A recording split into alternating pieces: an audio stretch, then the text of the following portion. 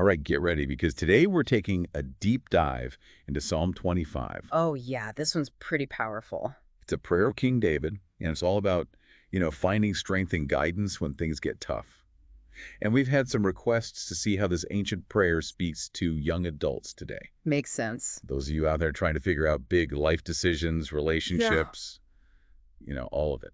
It is fascinating how this psalm, written so long ago, still resonates with the challenges that people face, today. Yeah, There's just something so timeless about David's cry for help. And you got to remember, he wasn't just anyone. right. This guy was a king. You'd think a king would have it all figured out, right? You would. But here he is pouring his heart out to God, admitting he needs help. He even uses this really interesting poetic structure. It's called an acrostic. Oh, right, yeah. Each verse starts with the next letter of the Hebrew alphabet. It's like Wow. he's intentionally covering all the bases, saying, God, I'm bringing everything to you.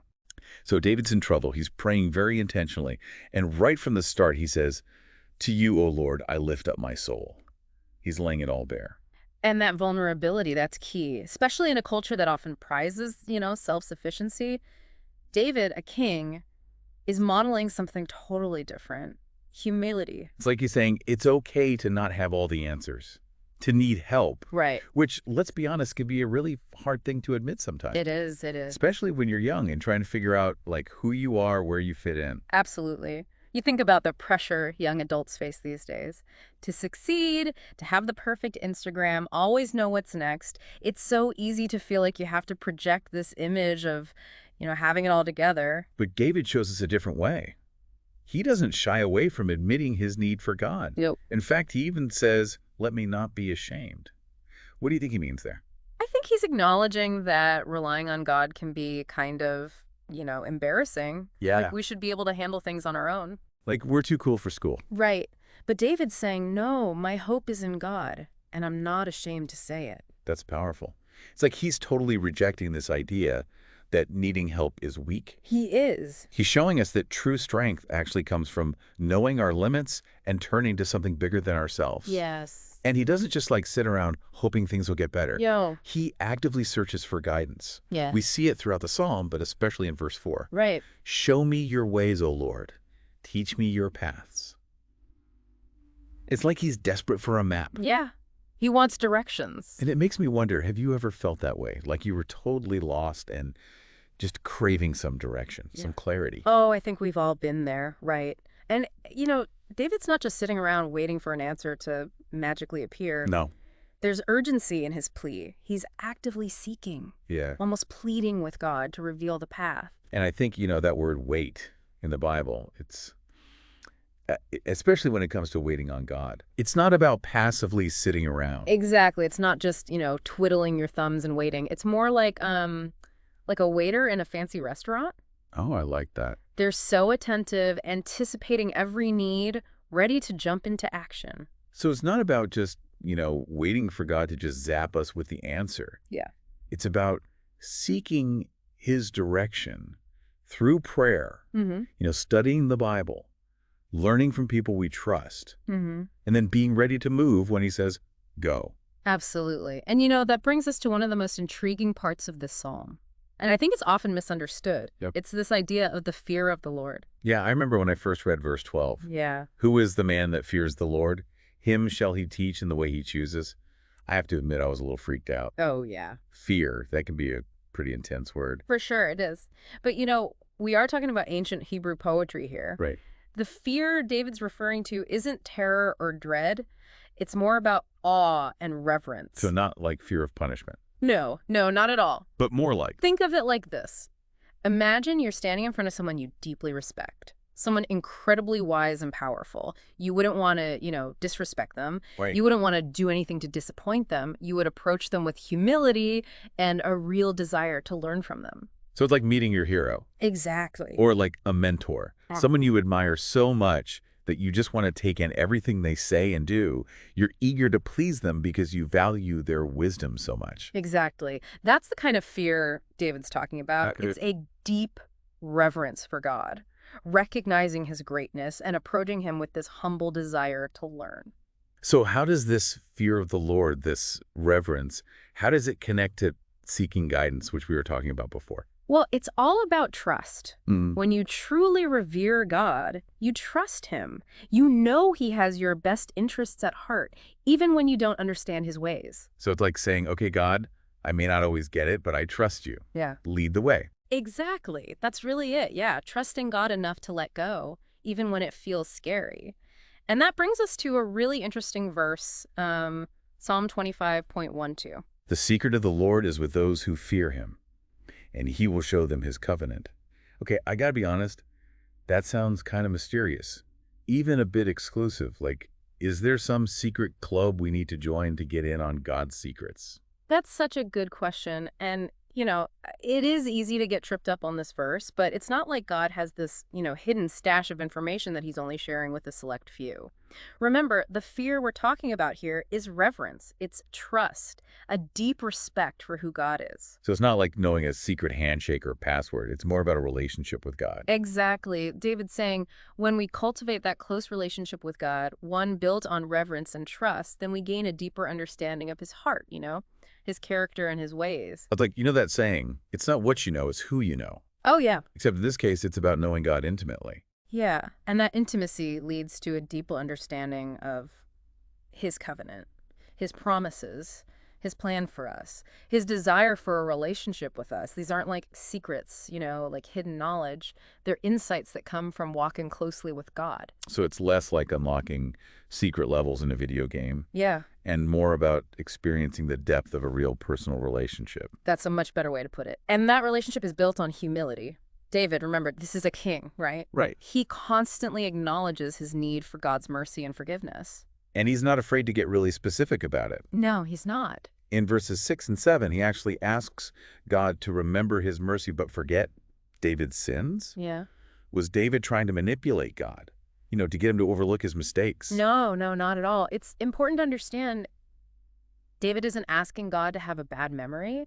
He's highlighting the amazing power of God's grace and forgiveness. So it's not about God literally forgetting, but more about offering a fresh start, like a clean slate.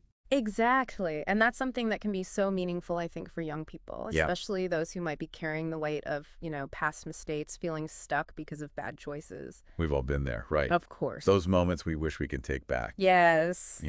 Decisions that make us cringe. It's so easy to get stuck in that cycle of guilt and shame. It really is.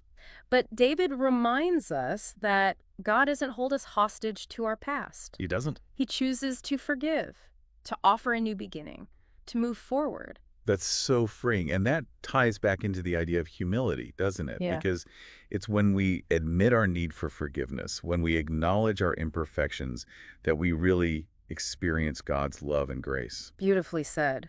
And that humility, that willingness to come before God with open hands, it not only leads to forgiveness, but it opens the door to guidance and blessing. David describes this beautifully in verses 8 through 14. It talks about the blessings that come to those who are humble and reverent. Yeah, he mentions things like guidance, prosperity, deep understanding of God's covenant. But these aren't just given out like participation trophies. Right. There's a process here. Absolutely. These blessings are cultivated over time as we align ourselves with God's will. When we put his ways before our own, when we seek his wisdom and guidance in our choices. So it's not about trying to force God's hand or like earn his favor. Yeah. It's more about letting go of our ego, acknowledging we need him, and then allowing him to work in our lives. Yeah, it's about recognizing that true fulfillment, true prosperity doesn't come from chasing after worldly success or, tons of possessions.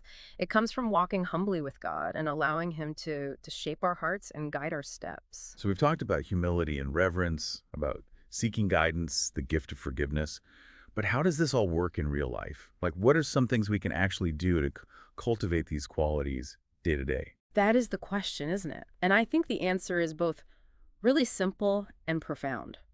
It starts with a choice, a daily decision to prioritize our relationship with God. So not just like adding him to our to-do list. Right. It's more like making him the foundation. Exactly. It's about intentionally making time for prayer, for reading the Bible, for reflecting on his truth, and then allowing it to actually impact, our thoughts and actions. And it's not just a solo journey, is it? It's not. We need community. We need people to walk with us, encourage us, and hold us accountable. Yeah, finding a good community of faith can be so important. Surrounding yourself with people who will point you back to God, who will remind you of his truth, and who will celebrate your victories with you. Absolutely, yeah. So it's about actively seeking God, both on our own and with others.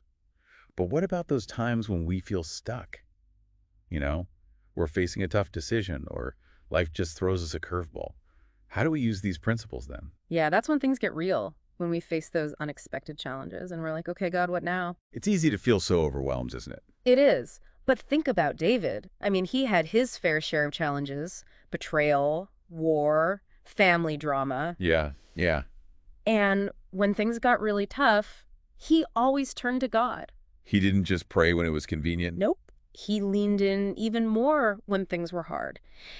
And towards the end of Psalm 25, you see that raw honesty, Yeah. that desperation Hmm. in his prayers. It's like he's saying, God, I don't know what to do. I'm lost and scared, but I trust you, even though I don't understand. And he's pretty open about his struggles too, It right? is. He talks about feeling desolate and afflicted, trapped, surrounded by enemies. He doesn't hold back. He doesn't, and that's so powerful because he's not trying to, sugarcoat things Right. or act like he has it all figured out. Right. He's real with God. And I think that's so relatable, Absolutely. I mean, who hasn't felt that way? Like life's just piling on and you're barely keeping up. I know I have. But David shows us that it's okay to just bring those raw emotions to God. He can handle it. In fact, he wants us to come to him just as we are. Yeah. Messy and broken. All of it. And it's in those moments when we let go of our pride, when we admit we need him, Yeah. that's when his strength really shines through. It's that beautiful paradox, like in 2 Corinthians, where Paul says, my grace is sufficient for you, for my power is made perfect in weakness. When we let go of our pride and admit our need for God, wow, his power can work in us in amazing ways. So if you're listening right now and feeling overwhelmed, maybe a bit lost, know that you're not alone. Not at all. King David, I mean, this is a man after God's own heart. He dealt with the same stuff. And his prayer in Psalm 25, it shows us there's hope. Yes. There's a God who sees you, who hears you, and who wants to guide you through. And it's interesting how David ends the psalm. He shifts his focus outward. In verse 22, he prays, redeem Israel, O God, out of all their troubles. Even when he's going through it, he's thinking about others. That's a good point. Yeah. It's a reminder that this humility, this reverence, it's not just about what we get out of it. It's about becoming more like Christ. Right. The one who emptied himself, humbled himself, and gave everything for us. Exactly. When we let God work in us, change our hearts and minds, it's natural to want to serve others, to make a difference. It's not about building ourselves up. It's about building up God's kingdom. So as we wrap up this deep dive, I want to leave you with a question. Where in your life do you need to lean into God's guidance today? Where do you need to trust him more? Let go of your pride and say, okay, God, I need you. Show me your ways. It might be a relationship that's hard, a tough decision, a fear that's holding you back. Whatever it is, bring it to God. Ask for wisdom, for strength, for the courage to follow wherever he leads. And remember, you don't have to have it all figured out. That's the beautiful thing about walking with God. It's a journey, a process. He's patient with us, even when we mess up. He is. So keep your eyes on him. Seek his guidance through prayer, through the Bible, through other people. And as you do, you'll find that amazing peace and purpose that comes from surrendering to his will. Thanks so much for joining us on this deep dive into Psalm 25. We hope it's been helpful and encouraging.